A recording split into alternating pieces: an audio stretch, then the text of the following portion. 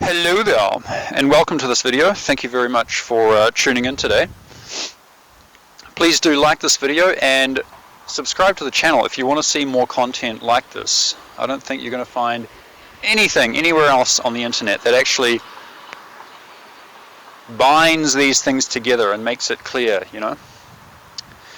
If there are 10 people somewhere on this planet that can do this, that can train this skill in their body, and if there are 10 other people somewhere that understand field theory, dielectric and magnetic in such a way that they can make this anti-gravity work, and if PhD professors are saying, no, it's impossible, it's pseudoscience, you know, who do you think I'm going to listen to? Them or the people that can help me achieve my goal? So at the very least, you know, even if you don't like it, that's fine. I hope I entertained you, inspired you. Enjoy. So I'm just wearing some sunglasses. I got a very strong multicolored light in front of me. I don't want to damage my eyes too much. Qigong is totally electrical. Electricity, electricity. And that word is really conflated. Here we go from Charles Brodie Steinmetz, actually more intelligent than Nikola Tesla. He's also the guy that perfected Nikola Tesla's AC generator. Unfortunately, to a large extent in dealing with dielectric fields, the prehistoric conception of electrostatic charge, or the electron, on the conductor still exists. This is the most brilliant person who ever lived on electrical field theory. Some of his equations are over 20 pages long, way smarter than any of you people out there, any of you, including your PhD professor of physics and electrical theory, way smarter than any of you. Unfortunately, this notion still exists, and by its use destroys the analogy between the two components of the electric field, that being the magnetic and the dielectric. This makes the consideration of dielectric fields unnecessarily complicated. Especially since the 19th century, when these scientists were first developing electrical engineering, the science, it was better understood. For example, they knew the yin part and the yang part of electricity, of electrical energy, and they knew them both very clearly. Through that middle zone or dielectric zone, gravity is connected to inertia or to the mass of particle. So if we affect the middle zone of the magnet, which is also spinning, we affect inertia of the body of the electron, and that's how we can affect gravity. So gravity or anti-gravity is dielectric field effect. After Einstein, things became materialized. They wanted to define electric current in terms of some kind of particle, and so they came up with this electron particle to fit in with their quanta mathematical model, right? So, but before Einstein, you know, before this happened, it was not like this. It was actually an alchemical understanding, going back to natural philosophy, rooted in natural philosophy. In these natural philosophy books, for example, Naturalis Philosophia by Roger Boscovich. So this basic alchemical understanding of the nature also existed in the West. It existed, you know, probably it was developed on its own in China, but it also existed in the West, you know, and these things, they just went two different routes, you know. In China and the East, they developed it in the body, and in the West here, we developed the understanding of electricity. Electricity. Oh, electricity. Oh! You know. So Qigong, it's electrical, you know. There's two parts in electric current, and that is dielectricity and magnetism. So it has a yin part and a yang part. The yin part is charging, The yang part is discharging. The yin part is accumulating energy, and the yang part is expressing the energy. This was known very well, but now it's not really, people don't really look at it that way. But this is how alchemy works in Chinese medicine and Qigong, this understanding. So it's important to look at it purely that way. So now that we're talking about electricity, electronics, electrical engineering in terms of the anatomy and Qigong and how it works, so we have to look at it this way. We can't go to the Einsteinian special relativity, anything related to quantum mechanics, because it's not, you can't, not for Qigong, not for the body. You must understand that. So Qigong is totally electrical. The air, it has a net positive charge. The earth, it has a net negative charge. When you're breathing the atmosphere, it goes down into your lungs. These are your lungs here. You can imagine it coming from a pipe here, and it's going in. The air is coming in. And then you have a layer, a big layer, very complicated layer of fascia all throughout the body. And then on the outside, you have another conductor. And that's connected to the negative. The ground, which is the negative, is connected by my feet. And the whole outside of the body there has a negative charge from the ground. That's the yin qi. That's the yin qi. And your lungs, which breathe the air, the inside of your lungs, all of the little bronchioles and everything where the air is going into, is positive charge. It's a capacitor, or like a Leyden jar. So our body, it's exactly like that. It's a Leyden jar, a very complicated one, or should I say complex. And complex, it doesn't mean it's complicated. It doesn't mean it's something that's impossible to understand. It's very complex to the point that it becomes almost mystical, almost mysterious in a way. But nonetheless, there are some basic ways to understand it, So we have a conductor, dielectric conductor. Positive charge, negative charge, accumulation on the inside. And that's how, this is how you are doing it. When you're standing here and you're doing Qigong, you're accumulating, you're accumulating in your dielectric, and you of course have to sink it down and let it sink down to your dantian, because this is, your dantian is kind of an organ which you develop. It's like almost like an extraordinary organ. It's one that's, it's active in birth, and then, when after you're born and you grow up, it fades away a little bit. Unless you do Qigong or get into the meditation very well, then you can reactivate it. And this is where you can really charge up this dielectric. So not just in the fascia, but it comes back to the dantian, and dantian is actually more complex than just like a Leyden jar, but because it can also express the energy. So don't take the analogy too far.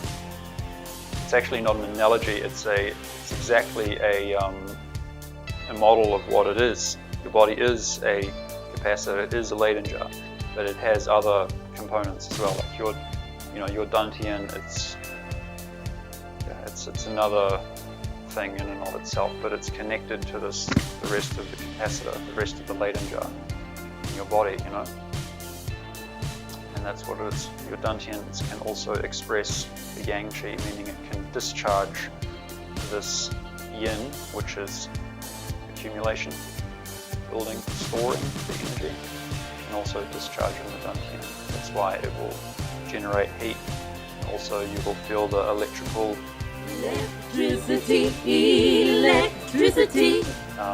stimulation in there, just like when you put a battery on your tongue, you'll feel your tongue get electrified. Will start getting some tingling on there, and it could be quite painful if the battery is high enough volts and amps. So when you get really good at and really deep into the Qigong, and you really start to not focus, it's not really the right word, but focus in some way the energy down here in your dantian. Little trick the Qigong practitioners use. We're not talking about the mains here, please understand. This is connected to the earth ground and has a very good electrical connection with the earth. Here we have our grounding pad, earth wire, tin foil. What you actually do is you pull your pants off, underwear, everything, and you sit on here so that your hui yin point, which is between the genitals and the anus, just on the perineum, that point must be directly connected with earth ground. What you feel when you do this is you just have more amps flowing through you. You can increase it even more. Salt, put it in the water there. Shake it up. There you go, so you sit on there. Oh, I must be a flat earther. No, we're just talking about lowest pressure mediation. Want to hear my opinion on flat earth? I agree with Hinal Wheeler. I don't want any comments from the flat folks here, by the way, okay? I have nothing to do with that flat stuff. Let's not ever talk about flat stuff, okay?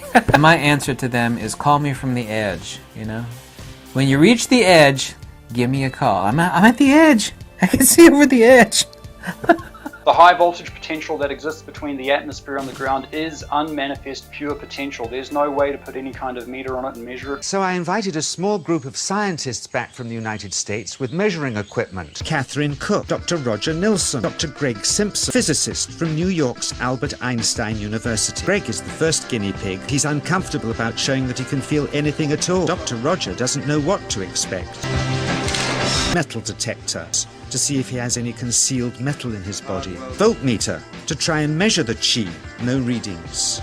DJ says it isn't electricity, it's qi. See if he can light a light bulb. LEDs, light-emitting diodes, which ignite in different colors. There's no current flow, no amps, so you need some way to accumulate those amps from that pure potential. Okay, I never said this alone was responsible for gravity. Gravity's perhaps more complex than that, more to do with overall pressure mediation and dielectric acceleration, so it's very high voltage, and because of that, it penetrates straight through us, grounding everything in its way. When we're standing here, walking around in a tree, on a building, flying in a plane, doing whatever, it doesn't matter whether you're wearing shoes, socks, rubber, whatever, you're still grounded to some degree. However, when you sit on the grounding pad, you have an enhanced connection to earth ground and thereby the opportunity to collect more amps, so long as you have an equally enhanced connection to the atmosphere. So you want to make sure that the window is wide open so that you have an equally enhanced connection to the atmosphere. To be more precise in terms of electrical theory, you're now charging up more joules of energy in your dielectric layers, in your body's capacitor, which can be further processed in these energy centers like your dantian. Once you've built up enough energy, you can really start adjusting these levels of yin and yang qi to produce various telekinesis and pyrokinesis effects, healing and so forth. So the qi energy is completely counterspatial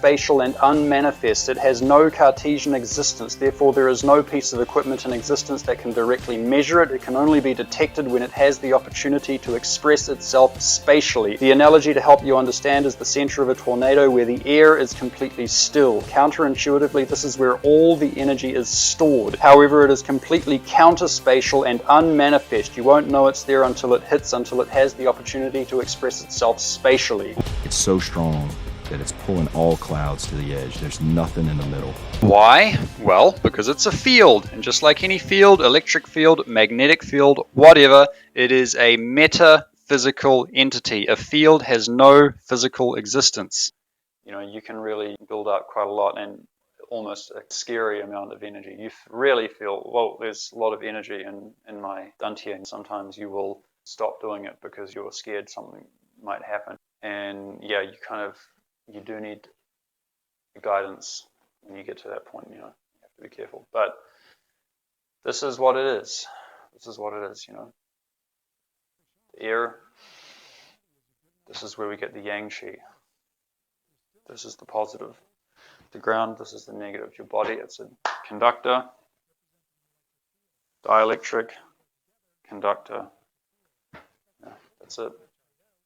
That's what your body is. That's exactly how acupuncture works as well. Like when you put a needle in your flesh, because you're piercing through two different layers or a few different layers, I don't know, it could be more complicated. There's probably more layers. Just like in a capacitor, you can have just a 3-layer capacitor, like a conductor, dielectric, conductor, or you can have conductor, dielectric, conductor, dielectric, conductor, dielectric, conductor, dielectric, and then you can have alternating connections between them, and a lot of different kind of series parallel matrices and a lot of stuff like that. So, and our body is very complicated, so there's a lot like that. That's why when you put a needle in one of your acupoints, it pierces through some of those layers and discharges. And so that's why you feel that dull ache, and you will see the flesh, the fascia and the flesh around that needle, it will start to contract. When you put the needle in, you will actually, they call it getting the chi. And you actually, when you're putting the needle in, you will feel it start to pull on the needle. And that's when they say you get the chi. What's happening? It's a discharge. It's an electric discharge. Electricity. Oh, shit! Electricity. I was going to go into John Chung, actually. This is what it is, He's built his dielectric up to a high level. The upper part of the body is positively charged. The lower is negatively charged.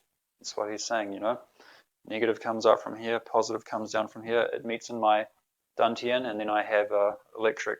And my positive from here and my negative from here, and we meet together, this can get like electricity. Electricity. Oh, shit! Electricity. Shock. That's what he's saying. When you touch someone else, it's just grounding. He called the energy chi, and it was so strong that he usually needed a grounder. From their negative into your here, positive, negative, bang. That's it. So thank you.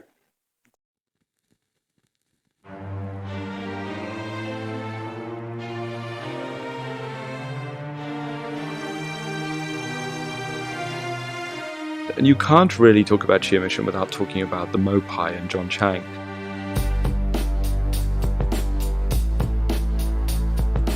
So it's definitely on the more esoteric, woo-woo sort of side of these arts.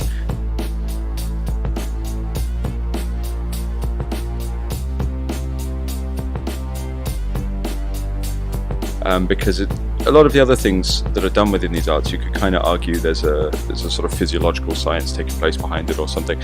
But definitely by the time you get to chi emission, the giving out of an invisible energy, an invisible information field to another person, then you're definitely talking about something that's beyond what a lot of people will embrace or believe in as a concept.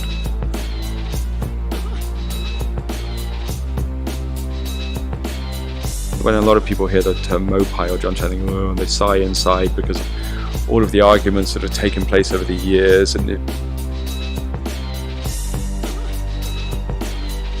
But I think it's funny that kind of chi emission, like I say, it's very rare, rarer than you might think. And then as that energy gets more refined, it can turn into heat. So you see people set fire to things. And again, a lot of people think those videos are fake. Probably some of them are. Just like anything, isn't it? If you get 10 things you watch, 9 of them are fake, 1 is real. I'm sure a lot of them are fake, but some of them are real.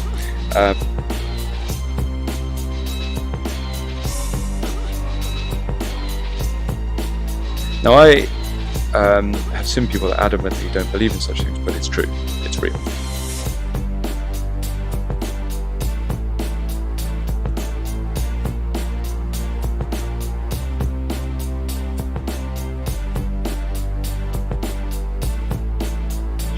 People tend to try to camp themselves in that everything is physical and science, or everything is esoteric and the spirits guide the world camp. But actually, there's nothing wrong with the two coming together, because the truth, it contains both of them. And then what you have is the more powerful or intense version, where it becomes electrical current or heat or laser energy or something like this.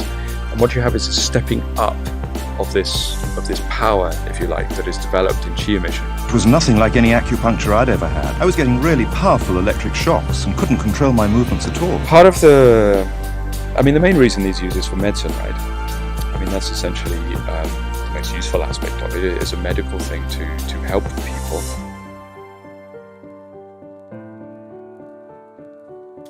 Generally for medical reasons, there's other reasons it's used, but normally as a form of medicine.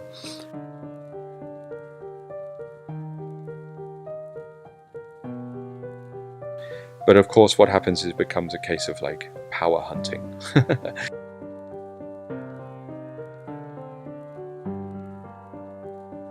And a lot of people are pursuing these kind of skills for this reason.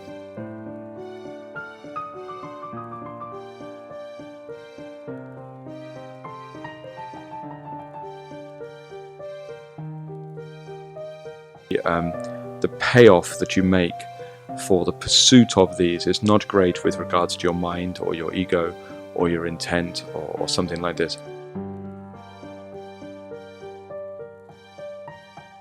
No need for smoke and mirrors.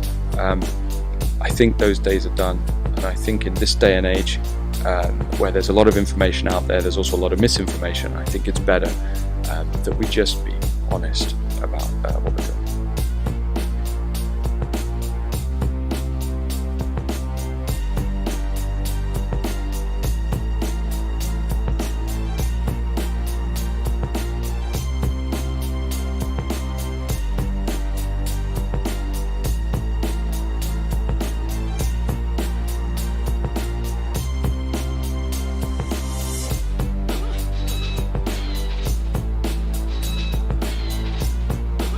PhD professors are saying, no, it's impossible, it's pseudoscience. Who do you think I'm going to listen to? Them or the people that can help me achieve my goal?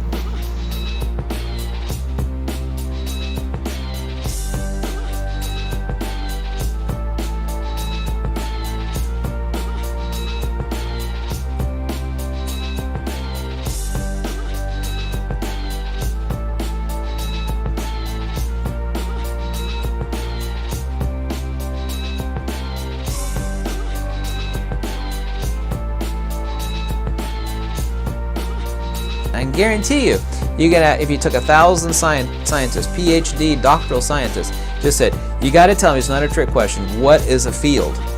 Don't give me the 4 Maxwellian field equations because they don't actually define a field. Tell me what a field is in itself of itself. They can't do it. I really don't like conspiracy people, and I am myself absolutely not a damn conspiracy person, okay? Gravity is not even a field by the definition of a field, because a field, as I've said 1,000 times in 1,000 different videos, this is how you really confuse a scientist. Just tell you, well, what's a field? Let me state that again.